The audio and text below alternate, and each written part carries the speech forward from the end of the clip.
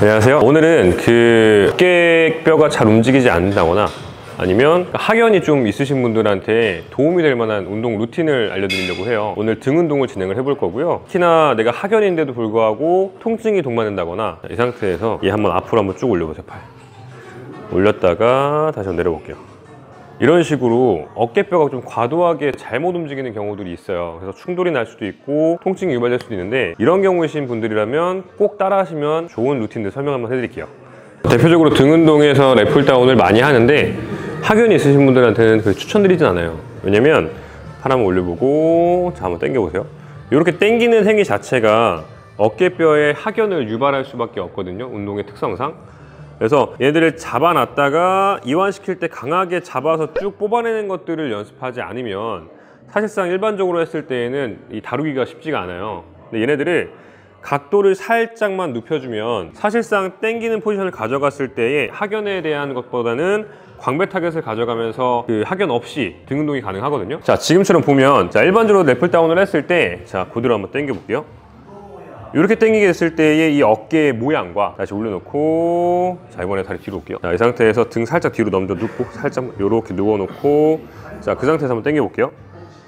이렇게 당기게 되면 사실상 이 광배 라인들의 힘을 더 많이 먹일 수가 있어요. 이 어깨를 모은다는 개념보다는. 다시 당겨 볼게요.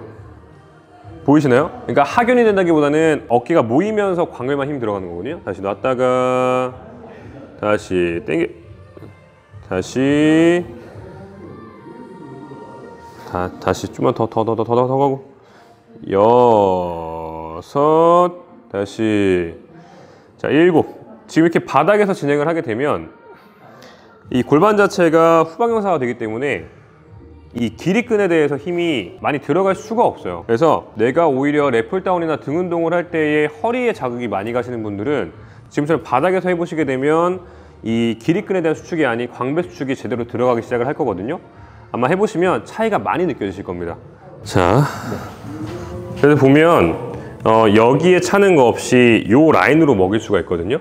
그러니까 하견에 대한 거는 최대한 막으면서 광배 자체에 대한 타겟을 할 수 있기 때문에 내가 몸을 살짝 눕히게 된다면 이 팔의 각도를 위에서 당긴다기보다는 살짝 앞쪽에서 뒤쪽으로 가져가는 듯한 느낌을 가져가셔야 이 광배 수축을 더 많이 먹일 수가 있습니다. 그래서 꼭 무조건적인 이 턱걸이를 한다고 했을 때 등이 다 좋아질 수는 없거든요. 그래서 내가 상견이 아니고 약간 하견이 많다면 턱걸이도 살짝 누워서 이런 식으로 약간 벤치프레스를 반대로 당기는 느낌으로 하시게 되면 하견에 대한 거를 최대한 많이 막을 수가 있습니다.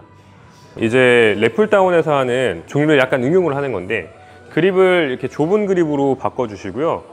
롱풀과 약간 느낌이 비슷해요. 그러니까 롱풀을 각도를 올려서 한다고 생각하시면 되거든요. 그러면 앉아서 다리 걸고 가슴 최대한 들어주고, 자, 이 상태가 되면 이미 팔 때문에 견갑이 빠져나와 있게 돼요. 자, 이 상태에서 이 그립을 내 명치 쪽으로 가지고 온다고 생각을 했을 때 어깨는 움직이지 않고 팔만 당길게요. 팔만 당기게 되면 여기 대원근에 힘이 들어가는 게 보이기 시작을 하거든요. 다시 지금처럼 이렇게 대원근 쪽에 힘이 부족한 경우에는 어깨가 이렇게 뒤로 빠지기도 하거든요.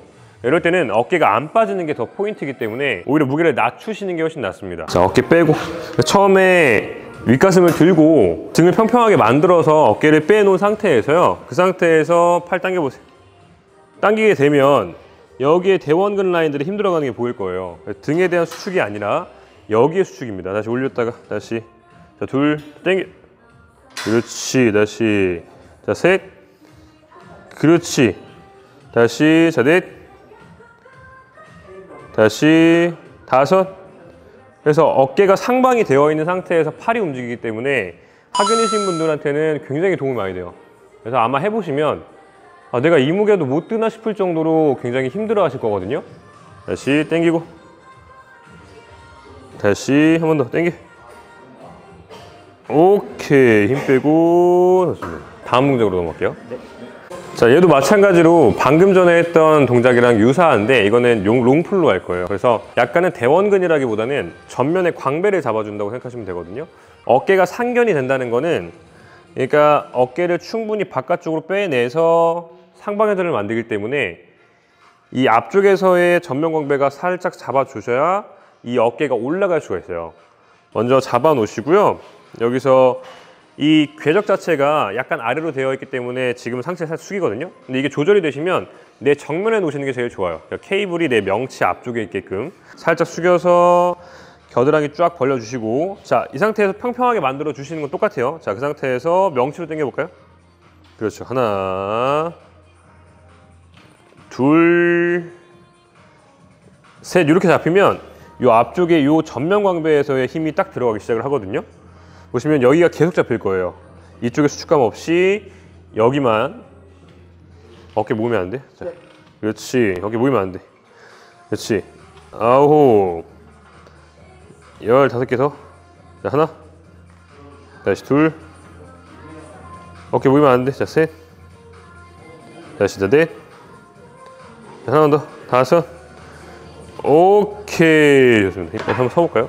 그래서 이렇게 섰을 때 이런 식으로 해서 이 전면 광배 쪽에 포인트가 들어가야 되거든요. 그러니까 자세를 보면 앞으로 살짝 숙인 상태에서 가슴을 들어 올리면 하부 승모근이 한번 잡히고요. 팔을 앞으로 보낸 상태에서 그대로 팔만 당겨 볼게요. 아니, 팔 나갔다가 그대로 팔 당기면서 광배 쥐어 짜. 그렇지. 이런 식으로 해서 광배를 쥐어 짜는 거거든요. 전면 쪽에 있는 거를.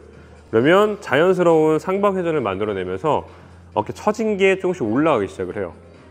자, 마지막은 광배에 대한 길이 자체를 늘려주는 게 포인트인데, 광배가 이 어깨 아래쪽에 걸치다 보니까 얘네가 짧아지면 자꾸 끄집어 당기거든요. 그래서 얘네들을 이런 식으로 약간 풀오버 하는 거를 케이블에서 한다고 생각하시면 돼요.